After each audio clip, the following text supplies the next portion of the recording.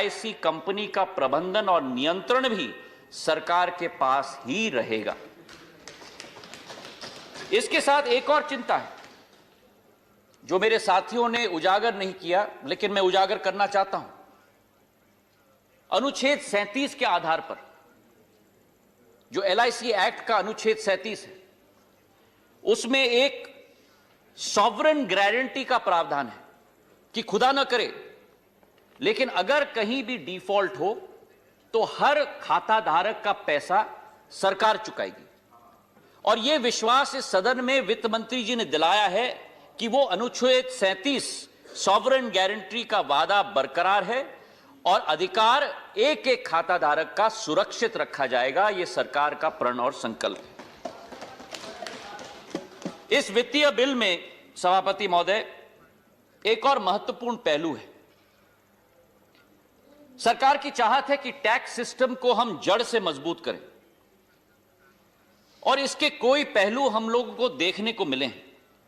उदाहरण के तौर पर जनवरी के माह में जीएसटी कलेक्शन 1,20,000 करोड़ रहा, जो राजस्व संग्रह में इतिहास में सबसे अधिक आज तक रहा है।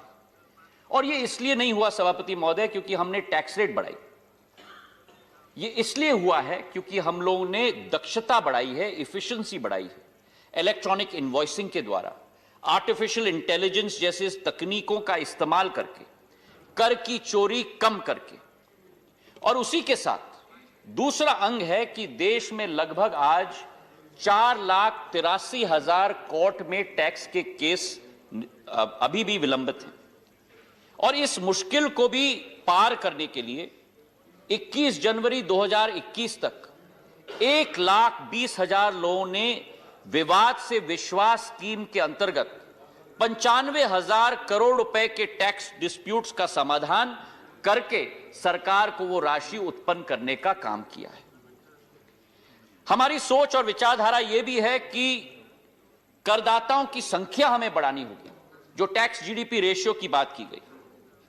पर हमारी सोच यह भी है कि संस्कृत में एक लघु सूत्र है कि अति सर्वत्र वर्जयते, कि अति करने से भी कभी कभी हानि हो जाती है। और इसलिए टैक्स फ्रेंडली मेजर्स को आगे लेते हुए विवाद से विश्वास नीति की तरह एक डिस्प्यूट रेजोल्यूशन कमेटी भी बनाई गई है, ताकि छोटे करदाताओं को अपीलीय प्रक्रिया से गुजरे बिना मामलों का समाधान हम लोग कर पाएं। टैक्स असेसमेंट में भी बहुत तरीके से चेंजेस हमने लाए हैं, जैसे 6 साल से 3 साल टैक्स असेसमेंट की अवधि हमने कम की है। टैक्स कंप्लायंसेस को भी सरल बनाने की कोशिश की है। 5 करोड़ के टर्नओवर जिन लोगों के 95% डिजिटल ट्रांजैक्शंस होते हैं, उनको ऑडिटेड टैक्स स्टेटमेंट्स अकाउंट्स देने की जरूरत नहीं होती है। उसकी अवधि को हमने 10 करोड़ के टर्नओवर की कंपनी तक भी बढ़ा दी है। तो हमारी सोच और विचारधारा है कि सरलता हम लोग लाएं, पारदर्शिता हम लोग लाएं। और जब पारदर्शिता की बात की जाती है, मैं बधाई देना चाहता हूं वित्त मंत्री जी को कि इस बजट में और वित्तीय बिल में जो पारदर्शिता हमें देखने को मिली है, चाहे फिस्कल डेफिसिट के बारे में जहां 9.5% हमने दिखाया है, चाहे फूड सब्सिडी के बारे में, जो फूड सब्सिडी का जो लोन मिलता था एनएसएसएफ के द्वारा, वो कभी भी बजट में दिखाया नहीं जाता था। इस साल पूरा फूड सब्सिडी बिल दिखाकर 9.5% हमने फिस्कल डेफिसिट दिखवाया है, ताकि जनता को फाइनेंशियल स्टेटमेंट्स की पारदर्शिता हमने भेंट की है। इसी के साथ जो ऑफ बजट बोरोइंग्स होते थे सभापति महोदय, यूपीए सरकार के समय में कोई भी of budget borrowings budget statement में दर्शाया नहीं जाता था।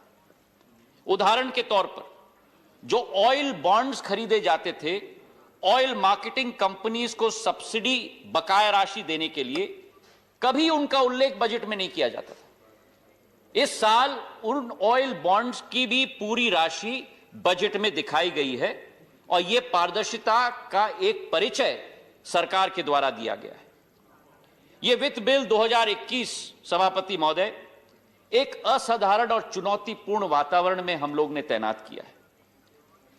और मुझे विश्वास है कि कोरोना एक सेटबैक देश के लिए, विश्व के लिए हुआ है, पर विश्व और देश इसे सेटबैक के रूप में नहीं, लेकिन इसे रीसेट के रूप में देखेगा।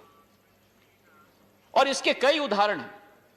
एक नई सोच, एक नई नीति, एक नई कार्यशैली लेकर हम लोग आगे आए हैं।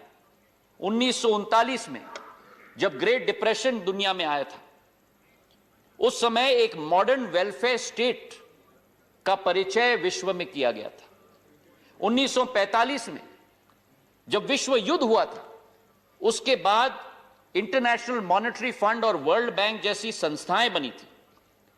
और मुझे विश्वास है कि इस कोरोना काल से जैसे हम उभर रहे हैं, उस रीसेट बटन के साथ हमारी सोच में, विचारधारा में, प्राथमिकताओं में एक क्रांतिकारी बदलाव आएगा और एक पैराडाइम शिफ्ट को एक जनता का मुख्य अस्त्र बनाकर हमारी सरकार आगे बढ़ेगी, इसका मुझे पूरा विश्वास है। मैं मानता हूं सभापति महोदय कि देश के लिए नीति नहीं बनती, देश के लिए नीति बनती है, नीति के लिए देश नहीं।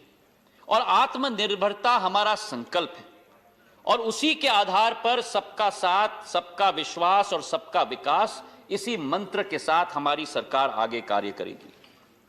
2021 2013 का भारत नहीं, आज भारत को मान सम्मान के दृष्टिकोण से पूरे विश्व में देखा जाता है। विश्व के अर्थव्यवस्था में भारत का एक सम्मानजनक जगह आज स्थापित हो चुका है।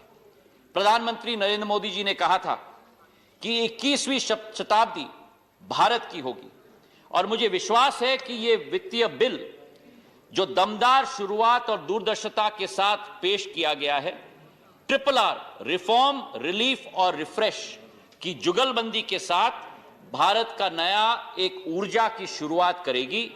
हमारी सरकार का संकल्प है सभापति महोदय, 3 लाइनों से मैं अपनी इस भाषण को समाप्त करता हूं।